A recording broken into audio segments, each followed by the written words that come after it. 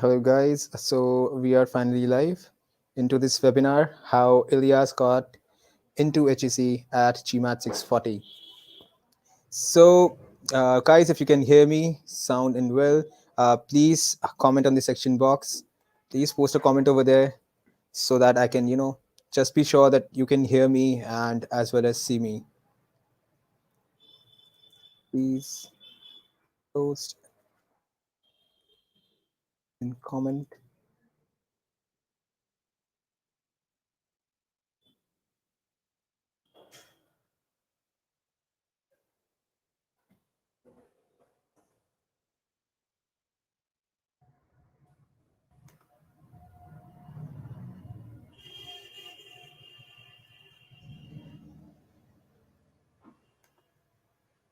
Great.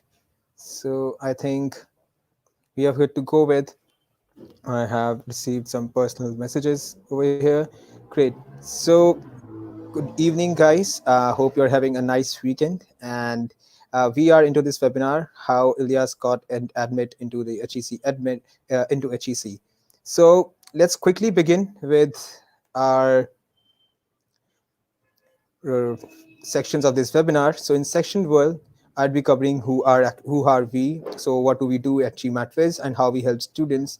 And then in section 2, we'll be covering the main part, and we'll be discussing with Ilias how he managed, what are his uh, opinions on the application, how to get about the essays of HEC, what was his interview experience, and what kind of profiles we should be seeing falling into the high competent pool of candidates, and a medium level pool of competent pool of candidates to move forward with. And then in the third section, we'll move on to the Q&A part. So GMATWhiz is world's only and truly personalized course. So by personalized, it means that the course that you would be getting will be very different from a person A to a person B. It will depend upon every person's own strength and weaknesses, the time that they can devote on every day, and also the score that they are targeting. So we believe in three-step process in which we start with a personalized study plan, and then you improve, you learn the concepts, and in the practice files, you go for real-time improvement modules. In the GMAT Prep online course, you are not alone with your own online prep course. You also work alongside with dedicated mentors with whom you can actually discuss your strategic doubts and go about them. So what you're seeing on the screen is a study plan. This is a calendar which is which once you log in, once you complete the onboarding process, even as a free trial user, you will get this calendar so that you are consistent with your preparation and do not miss into any topics. And then once you click over the topic, you can just begin right from there. There is no hustle that you need to find out where the topic is located. No, just see the dates, the hours that you've entered. Based upon that, the calendar will be built, and you can just go on forward and start your preparation right built in from there. We have also proven to be the most effective course in terms of score improvement on GMAT Club, which is 107 point of average score improvement. So let's quickly now jump onto the major section of the what we'll be covering in this webinar. The major focus areas will be what prompted Ilias to go for HEC at this score. And then in the second part, we'll be seeing how did he tackle HEC applications. And in the last part, we'll see interview experience. And then we will move on to the audience, that if they have any Q&A, and if you have missed onto any important points, or if you have any doubts for yourself, because as we see, the other rounds are already, the round 2 are for other applications are also coming up, and if we have missed onto any important point, we can answer your queries right away. So let me quickly add Ilias onto the portal, and let's hear directly from him. So hi Ilias, welcome, and thank you for your time. So let's quickly begin. First of all, a hearty welcome over here, and lots of congratulations of getting into this great HEC Paris MBA program. And so let's quickly start with the introduction. Okay. Hi, Rajiv. Hi everyone on online. First, thank you for having me here today to present my journey to HEC. It's really an honor. Quick presentation about myself. I am 29. I have 6 years experience as a nuclear engineer. I graduated in 2015 up to this day. I started working in operations, two positions in operations, and then gradually I got promoted, and now I work in performance management in the nuclear power plant in France. Mhm. Uh, as other participation I can quote, I had a successful experience in the innovation championship, still in the nuclear field. Prior to started working, we won a prize from a major energy utility company in France. Great. Yeah, which is a great souvenir, I guess. I also had another, while working, I did another master in international relations, and in this with the group of students from this master, we founded a geopolitics talk with periodically we talk about an issue in the world. And as a last certification and last thing I can quote in my profile is a certification as a Lean Six Sigma Black Belt I did last year. To be to be completely fair, I had bad score at GMAT, and then I said, okay, I should stop at this right time, and I did something else completely different, which is this certification, which actually served me during the application. As hobbies and interest, I am I'm a runner, and I did a marathon, Paris Marathon 2015, and lastly I love to climb. I did the Kilimanjaro in Africa last year.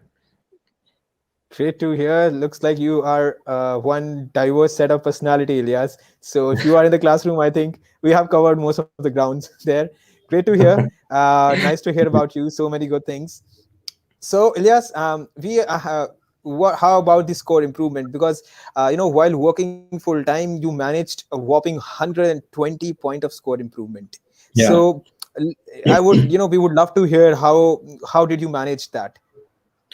Well, Rajiv, as I told you, I started my MBA journey 2 years ago. Actually, while I was prospecting, I thought I will finish Mhm. this journey, the whole application within 3 to 6 months, and it was 2 years. So it was a really long experience. It was a marathon, as I can quote.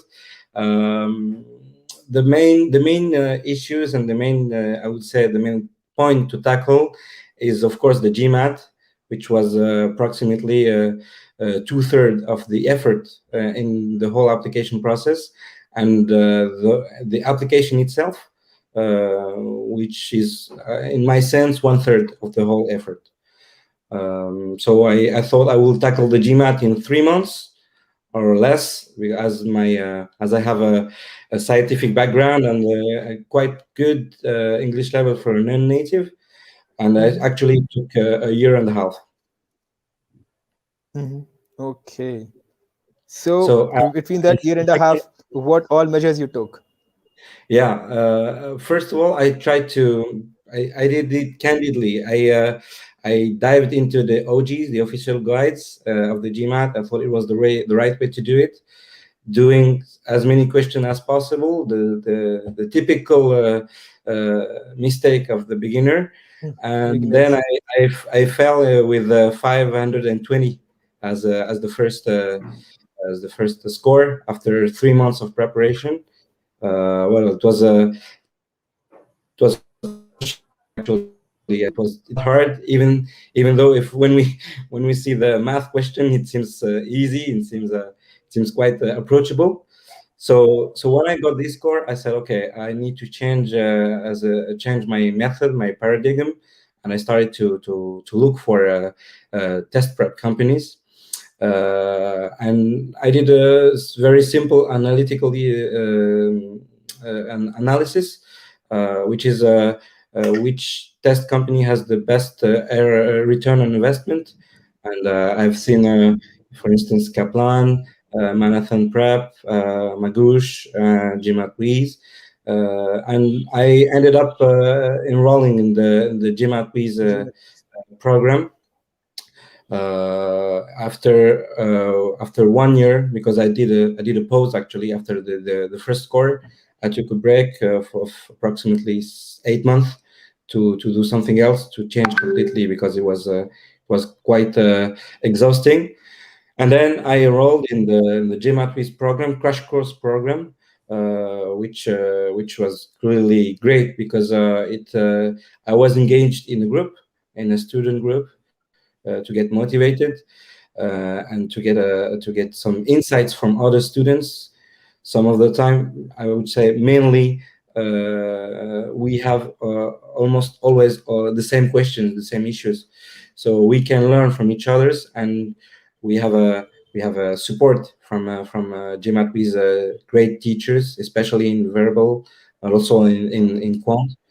So I did this program during last summer, and very quickly I've seen my score increasing, because what I figure out is that it was not a lack of basics by foundations, but rather it was a lack of method. So I just simply tried to mimic the way the teachers at GMATWhiz did it during the crash course. And I also used the platform with the schedule, with the program. I tried as much as possible to stick to it, and to use the AI software in the program, in the GMATWhiz program. And I really focused and put my effort and my whole time, tried to improve my weak areas. And I've seen Great. first mocks at 620, and then 680, and then I ended up taking the real GMAT at 640. And I'm really sure if I had continued, I would end up at 700 and more. Mhm. Great. So you got yourself enrolled for GMATWhiz Crash Course, and then you focused more on the application part, emulating how an expert is solving the question and imbibing that methodology and process into your own Yeah, yeah. methodology of solving questions. The real point for me was the method to Method. ace, to understand the thinking behind the questions of the GMAT. I didn't get the questions because the standardized test is something quite unusual for us Europeans, and especially us as French. We don't use many test preps like this. So I had to know, to understand the way the GMAT test who did the test want us to answer and to understand the questions. Great, great to hear. So this brings us to our main part of our discussion today, Ilyas. So what Yeah. prompted you to apply for HEC at 640? So what was that inspiration? How Well, did I you go was about it? okay. I was looking for a program quite general, mainly in Europe, to be completely honest. As I plan to change my field, maybe to consulting, I was looking for a program longer than 1 year. In SEAD, IMD is it's a 1 year program, so not 2 year programs as maybe ESA or London LBS, and not 1 year. So HEC was a good middle statement. And then I said, okay, I will start to prospect. I engaged conversation with the admission committee. I would just, on their website they have this contact me, and you can send them your profile, and they do a quick assessment. This is 2 years ago, at the very beginning. At this time, I didn't have the GMAT, but I already get the feedback saying that, okay, you seem to have the good profile. Take the GMAT and then come back to us.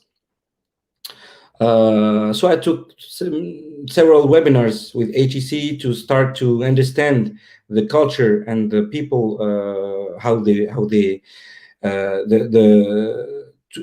trying to assess the profile of the students that can enter into HEC. And I quickly saw that my profile is quite unusual. Many of the main students that enter into HEC has a background in business or consulting, and engineering students are quite in the minority, and even more engineering students with the nuclear background are almost inexistent. So this was the statement.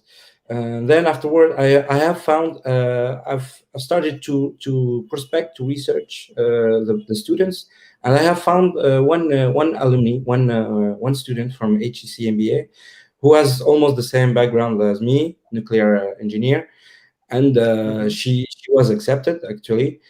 And I contacted her. I said, "Okay, how did you do it? What was your strategy, and what was your GMAT score?" And she told me that with your profile, with our profile, because she had the same, we can fairly be accepted with the GMAT between 640 and 660. So I wanted to confirm this information with the outcome, and I asked them if it was quite possible to enter HEC with the GMAT less than the average GMAT, Mhm. the GMAT between 630, 640, and 670. And they said, "Oh yes, you can." Actually, when they assess the profile, they take, of course, the GMAT into account, but they also take it also into account your background, your country. They really want to have a diverse pool. Your other activities, your other degrees you may have, and your languages too. And all in Mhm. all, the outcome told me that okay, you can with the 650, 660 GMAT, you can probably be accepted as an HEC student. Mhm. One last another point. I said okay, I will work. My target score would be 680. I worked for that at the beginning. So when I did the mocks after the preparation with GMATWhiz, I reached 670, and I said, okay, go for it. I took the GMAT, and I reached 640. And at this right time, I said, okay, should I take it again and wait, and or should I just apply and see what happens? And this timing Mhm. was 2 weeks before the round one deadline.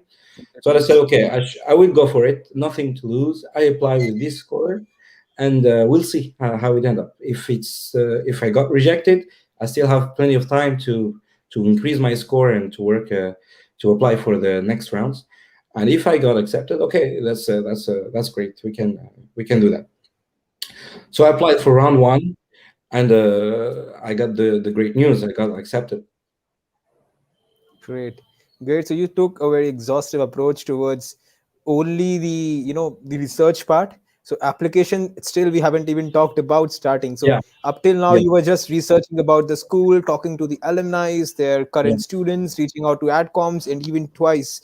So that looks quite of an effort that you put in there, and that too when you are still working for full time and preparing for your GMAT. So that's quite an effort, areas that you have put in there, and it yeah, really it makes really so it people can actually see that such efforts actually pay off, because people usually believe that research is not that do not give importance to researching a school as they would to either a GMAT score or application part. So but it now is clearly visible that research is, if not less, but it is equally important to any other parameter for your yeah. In applications. fact, when you apply, when you do the application, when you start doing the essays, we'll talk about it. The Mhm. admission committee, they see many applications, and if you don't research the culture of the school, as an example, I'll give you. I followed every single HEC account on Instagram and on Twitter, just to check the activities and the thing they do as a daily basis, to understand where they want to take the students, and what they do as the clubs, the academic, the Mhm. people they invite, the guests they invite to take talks. And all in all, months after months, and this step was done during the GMAT preparation, huh? And once you do this step, you understand the culture, and you can spot the target that the admission committee wants you to tackle in the SS. Okay, great, great, great to hear. So this brings us to the next part. So you have researched, you have put in all your efforts. So Yeah. then, how did you go about, so the application part? What were the essays? How did you manage to get over them? Okay. Well, I've as I mentioned before, I very quickly opened an application on the HEC website, which means 2 years ago, and I've read very carefully all the required documents, and most importantly the questions, the career where you see yourself after the MBA. Mm-hmm. And the essays, they ask, the school, the business school don't ask this the same essays. So I've spot these, I've really carefully read these essays at the very beginning in 2019, and then time after time, maybe every 2 or 3 months, I just check it, to keep without writing anything. Just check it to put it back in my mind, and while working on something else, while being busy at my job and preparing for the GMAT, your brain process the questions, even if you don't have the whole answers. You just process it. You're just thinking about it while you're watching a movie, while you're cooking, while you are doing some exercise. Just process it. And then when I was feeling quite ready at the last months, while working on the GMATWhiz crash courses, I dived into it more deeply, and then I started to make a strategy to tackle these essays. And the exercise was quite easy, actually, because I had almost 2 years to think about it. Yeah, that's what you mentioned. I've prepared everything on the application, uh, except the GMAT, the essays, and the career goals, which I devoted time to think about it. Um, yeah, and that's another point I have mentioned. When I decided to write the essays, I tried to develop a storytelling, a timeline within the essays. On HEC, they ask you a question: if you had what's your ambition after the MBA?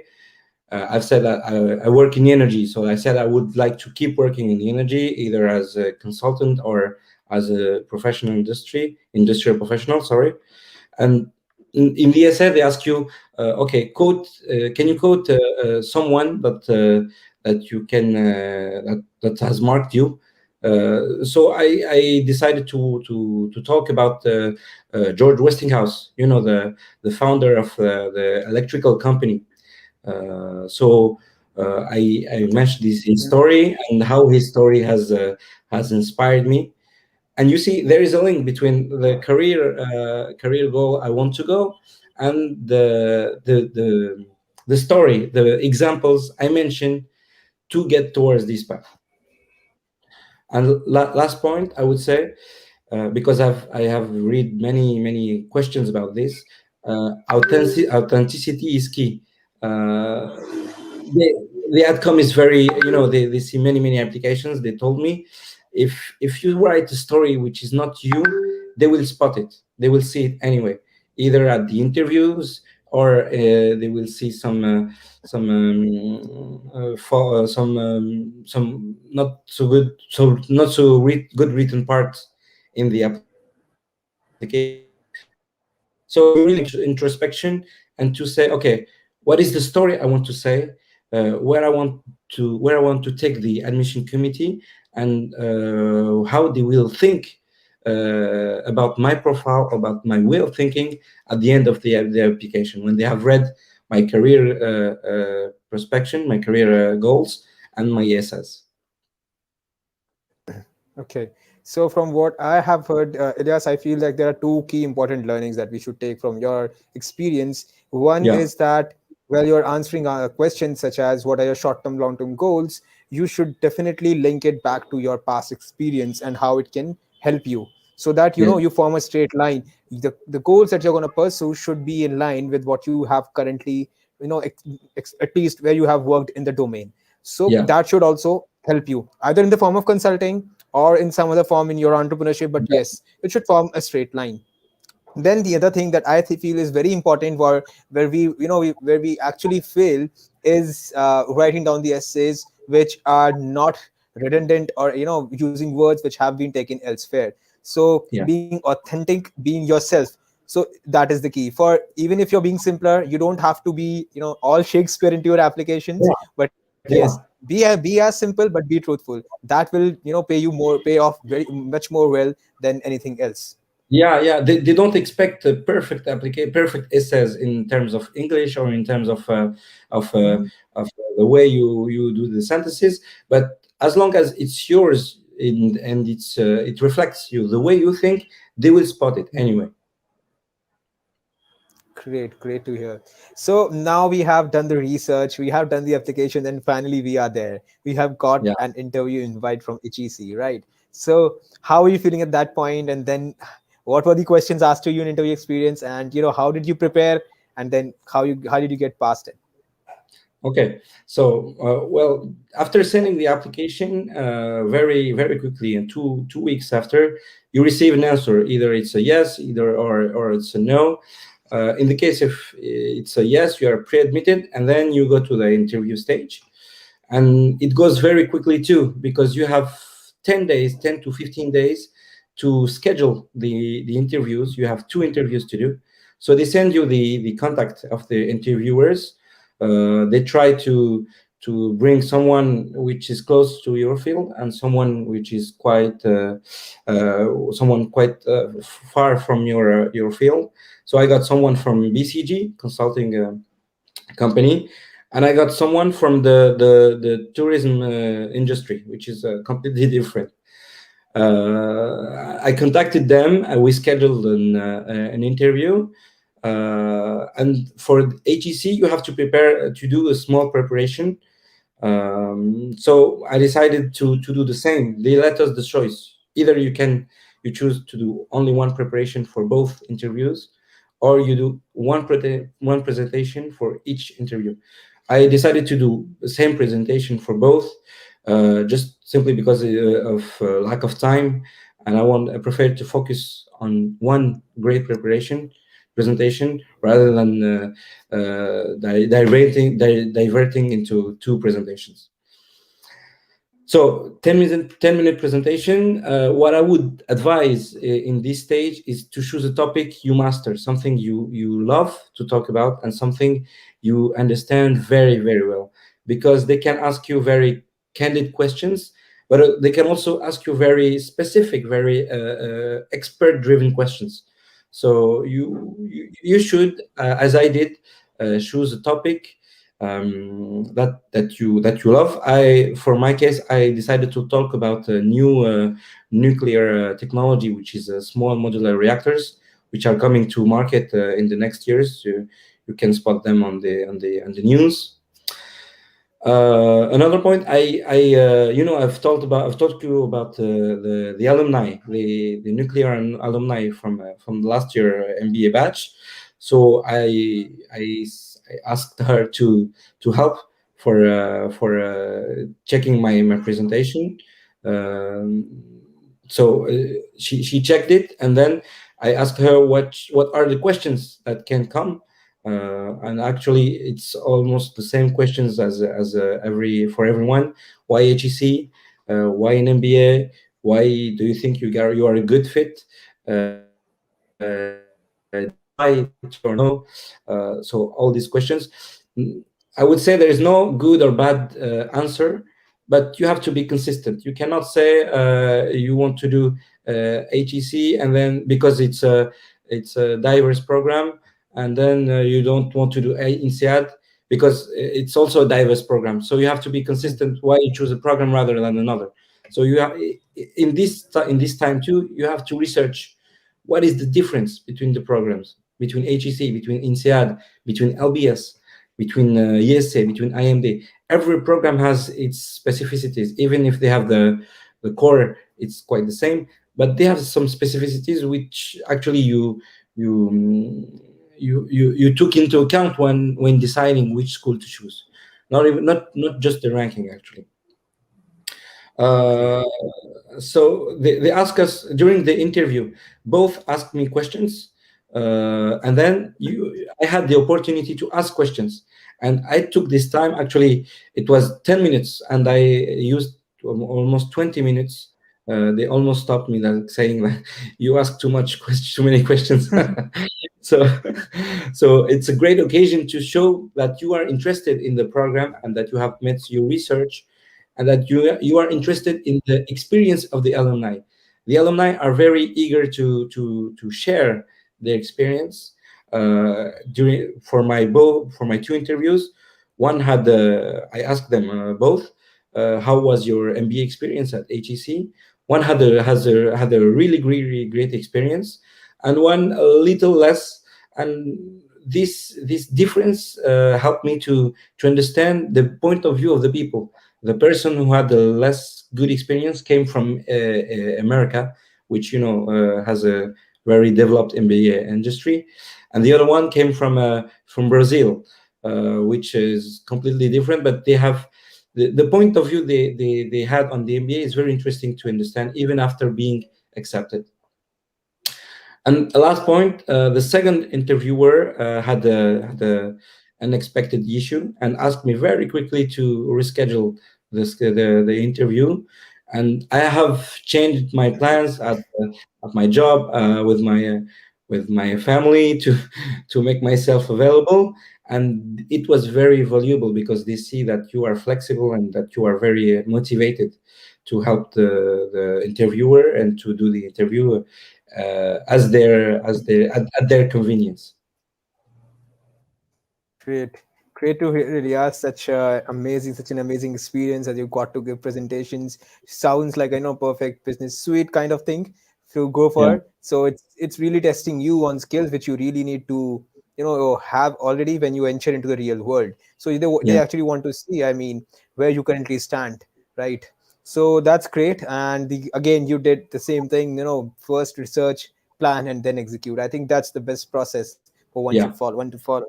So now I would like to hand over the mic to the audience, and for them the mic for them, and I would love to have few questions quickly into the comment section box. So guys, if you have any questions and if you feel there are some points which are still balanced to be answered, we would love to answer them. So we'll wait for a moment and see if any questions pop up.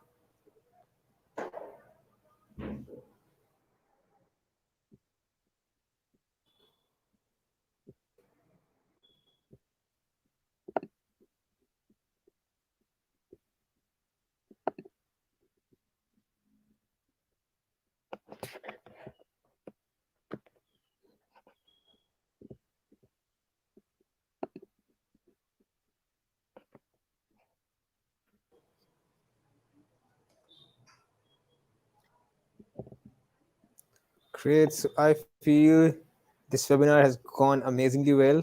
We might have answered most of the questions that people would be having, in their mind. So Yeah. these are some common questions, as in, how to research for a school, how to reach out to alumni, and then how to approach the applications and interview part. So with Yes, this, I as think we advice, have. if I may, Rajiv, as an advice, Sure. very don't hesitate to reach to the alumni of the MBAs. They are really available to help and to give you the insight of the whole application, because they did it too, and also about their curriculum they are attending currently actually. Great. So Sammy has a question, by the way, which I think is self-explanatory. That Ilias will be taking 1 year MBA program at HEC, so that's there, Yeah, yeah. right? If well, the question is which course?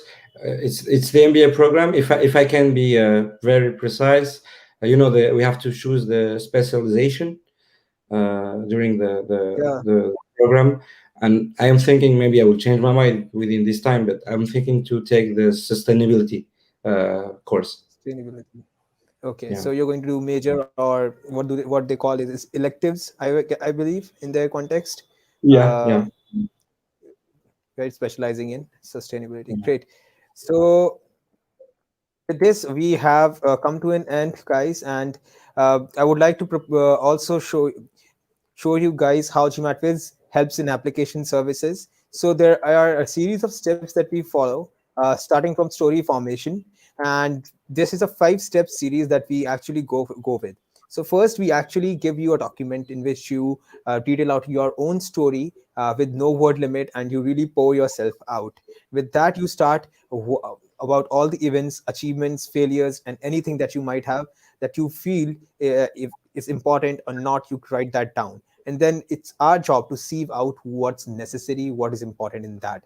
And then we also help you in school selection. Of course, you would have you have full discretion, you have full liberty to choose in which schools you want to apply, but then we also suggest from our side, on our basis of experience, that what kind of with this kind of profile, which schools you should be targeting. Then the next steps comes that after you have the story sorted, after you have the school sorted, then we go for the essay review, because then we have the application in hand, and then we go on to build the last part, which is resume, and then comes the interview preparation. So there are two packages in here. There's a 3 school package and there's a 5 school package. The 3 school package comes at $999, and the 5 school one is at $1399. So in case you have any queries, you can always reach out to us on mail, or even there's a WhatsApp number up on the screen. You can directly ping it there, and you can reach out to gmatwiz.com and go there and schedule a link on the gmatwiz.com site. So great, guys, and thank you, Ilias, for being here. It was a great session, a very extremely insightful session, and yes, all the best for your journey up ahead. Thank you very much, and thank you for all the GMAT Wiz team. Thank you. Thank you, Ilias.